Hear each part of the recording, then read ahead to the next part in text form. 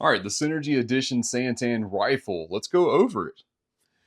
Thanks again for tuning in to the Synergy Training Group channel. Of course, I am Tyler. I own and lead instructor for Synergy Training Group. And recently, I've been super blessed to form a relationship with SanTan Tactical out of Fort Worth, Texas. Awesome guys. They know what they're doing. They are fantastic people. They really care about the community, and they are putting out quality products. They're not just assembling quality pieces and hoping for the best. No, they really do know what they're doing, and they're making a lot of their stuff in-house. I've got just under 1,000 rounds to this bad boy so far, so this is going to be my initial impressions of it. Let's go ahead and go through it together.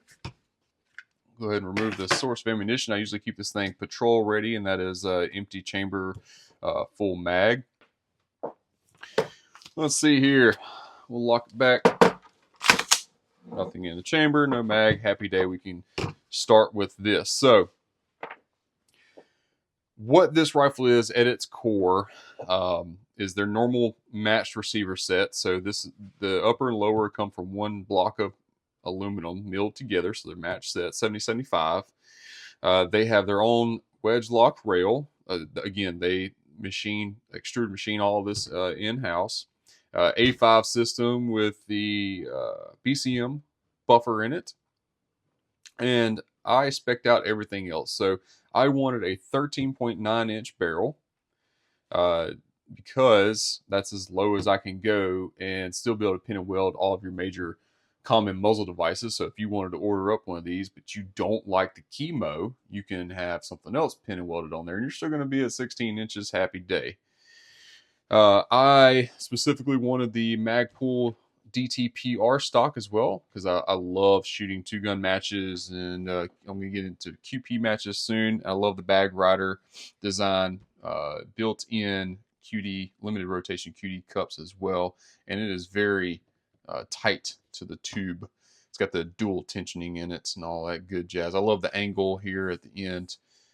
I also asked for a no forward assist upper. So their lightweight upper has no forward assist. As someone that has to shoot rifles left-handed, because I'm blind in my right eye, the forward assist really pokes me in my chest, and I don't like that. So they were gracious enough to sort of quote-unquote mix match these. But it's still the ambi lower, so you still have a bolt release on the right side. You still have your ambi safeties. Still have a mag release on the left side, and again, the ambi safety. And then I wanted their combat curve single stage component style trigger, so not the drop in. This is the open face component style trigger. They have a good relationship with B5 Systems, so this is the grip they threw on it. I will, the final edition of this is going to be a different grip. It's probably just going to be the B5 without the beaver tail because I can't get my hand high enough to push the bolt catch and release all that well. I'm going to ask for a bigger bolt catch and release as well. Just easier to get to for my fellow lefties. All right, so back tip to butt, if you will, of how I have it set up. I bought this Dead Air Sandman K a long time ago, and if I bought a new can today, it would probably be the B&T print. An OSS or something new and flow through design, keep the back pressure down. But this is what I have, and I don't want to spend the money on another one, so I went with the chemo attachment, which is what they usually come with. I told the guys up there, I was like, hey, this is the can that I have, because they have a relationship with OSS. What muzzle device would you go with on that? And they said, yeah, the neutral timed Nox. That's a Son of Liberty Gunworks Nox muzzle device. I said, neutral timed, huh? He said, yeah. I said, well, I've had the regular one before, and I didn't like it because as a lefty, it shoves the gun downward because of the way you have to time it. He's like, no, the neutral one has ports 3, 9, and 12. I was like, fantastic, send it my way. I've shot without the can on it, and it doesn't shove the gun down like a regular Nox neutrally timed does. So fantastic. I like this muzzle device a lot. I almost never shoot it without the can though, so it's really just serves as a way to mount my can. Again, 13.9 inch barrel. This is a Roscoe manufactured barrel to SanTan's specs. It's going to be a mid-length gas inside of there. um, again, wedge lock rail with all your M-locks and all the spots, so you can put all your things in all the places and all that good jazz. My good friends at Goon Beam hooked me up with their high candela light. So happy day on that, testing those out. I haven't had it long, so if the durability holds up, I will really like it because I love the fact that it actually has about 80,000 candela. That sucker gets on out there. Moving on back, I put my Razor 1-6 on top. The Razor 1-6, in my opinion, is still the king of second focal plane LPVOs. If you know me and the way I think about what LPVOs should be doing, you know I'm not a fan of first focal plane LPVOs at all. They are even more of a compromise of all things. LPVOs are not the best of both worlds. In fact, they're just a compromise of the compromise of both worlds. And when you start making a tiny little reticle and all that jazz, you're compromising even further, and I don't dig it. So anyway, king of second focal plane LPVOs right there in an ADM mid height mount, which is 1.7. That is the money right there. Again, lightweight upper, regular ambi lower, A5 length tube with the H2 BCM H2 buffer in there as well. They do the staking on the end plate fantastically and in 2 spots. I love that so much. And then they use the Griffin Armament charging handle. Until recently, they just released their in-house charging handle, and I'm waiting on mine to come in the mail. So when that comes in the mail, the Griffin Armament will go to another rifle, and I'll have the new CMC/SanTan charging handle on here. I like it because the way theirs looks, it's very unobtrusive, doesn't stick out too far, anything like that, and it's still ambi. Happy day on that.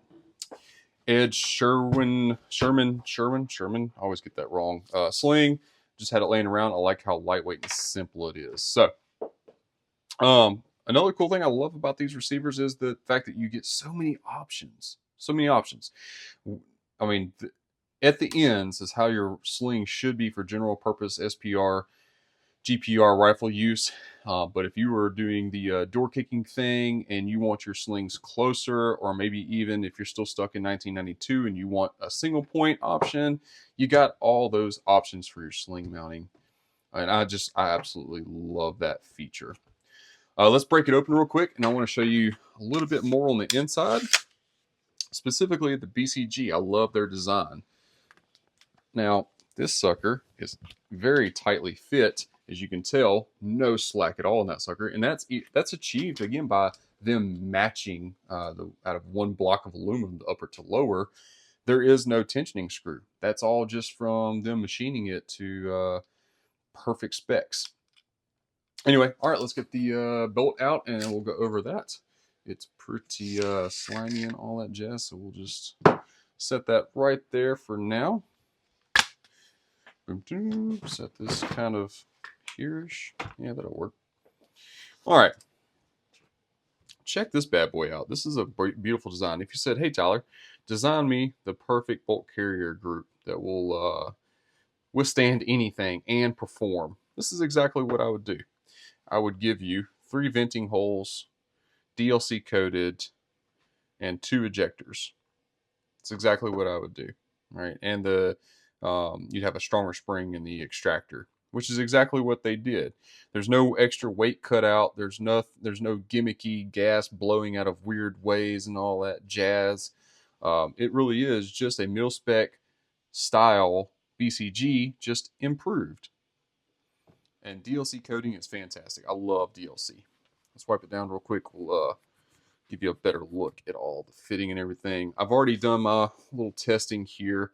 I've already made sure that both ejectors are fitted good and in spec. Both of them go flush. The tension on the extractor is good. The extractor itself is fitted properly, not raised up inside of the bolt channel. Your protrusion on your firing pin is well within spec and right and all that jazz. But again, if you said, hey, Tyler, build or design BCG, this is exactly what I would give you. There we go. My fingers are going to be so black, I probably should put on gloves for this, but you can ask my wife. I'm hard-headed. It fits so perfectly.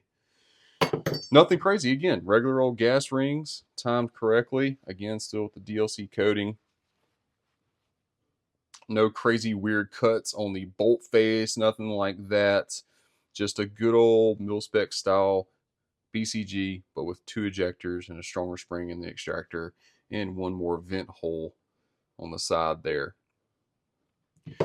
Like I said, I am still under 1,000 rounds to this, so there are 2 things that I'm going to ask for the final version of this to be complete. So if you want to order a 13.9 rifle, Synergy rifle, this is what it's going to be, except you're going to get a bigger bolt catch / release. The mag release button on the right side is going to be shorter, so it doesn't protrude out as much, and you're not going to get a grip that has that big beaver tail. It's going to be the regular B5 without the beaver tail. And of course, yours won't have the Griffin charging handle because they've since made their own. A 13.9, don't expect any kind of like earth-shattering accuracy out of these things. Okay, this is my take on what a general purpose rifle should be. Like, I can go shoot a 2-gun match successfully and use it in a defensive role successfully. It's short enough to where I can still work it around and all that, long enough to still be effective at distance without trying really hard. But again, don't expect any kind of crazy accuracy numbers out of like an 18-inch, like you would have an 18-inch barrel or something like that. I put it on paper at 300 yards. I was still under 6 inches consistently with AAC 77 OTMs, which if I can guarantee a hit on a 6-inch plate at 300 yards, that's chest cavity at 300 yards with a general purpose rifle with a 1-6. That is well within target identification and discrimination ranges. And again, that is my take on what a GP rifle should be, a general purpose rifle should be. If you want to learn more about this or how I use rifles, please sign up for a rifle class. I'll be teaching rifle classes, carbine classes at the Girl in the Gun Conference this year. And I got a couple more on schedule. I'll be at the Guardian teaching more rifle stuff. If you want to meet the SanTan crew, they'll definitely be at the Guardian. We're trying to get them out to the Girl in the Gun. So they would love to meet you.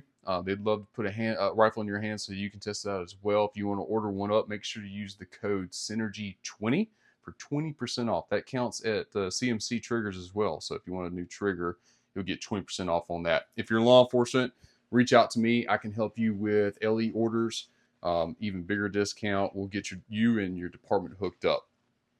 Any questions on any of this, throw them in the comments below, and have a good one. Appreciate you.